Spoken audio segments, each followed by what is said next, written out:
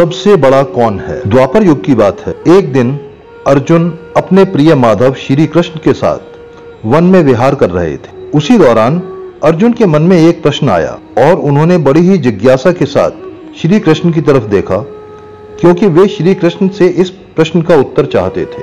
कृष्ण ने अर्जुन के जिज्ञासा को समझकर मुस्कुराते हुए पूछा, हे पार्थ, तुम क्या पूछना चाहते हो?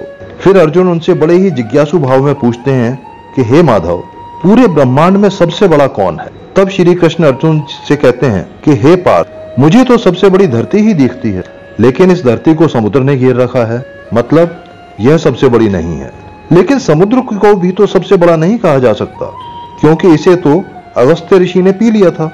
इसका अर्थ यह है कि अगस्त्य ऋषि सबसे बड़े हैं, लेकिन वे भी इतने बड़े आकाश के एक कोने में चमक रहे हैं।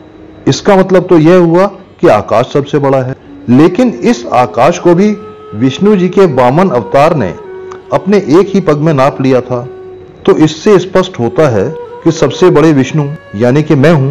लेकिन मैं कैसे बड़ा हो सकता हूं पार्थ? मैं तो अपने भक्तों के हृदय में वास करता हूं।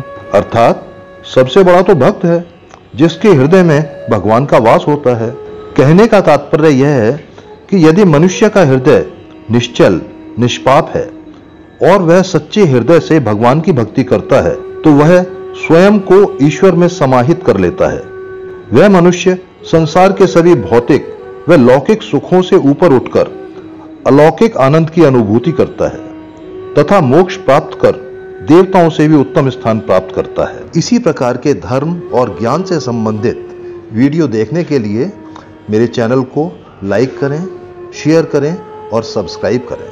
धन्यवाद।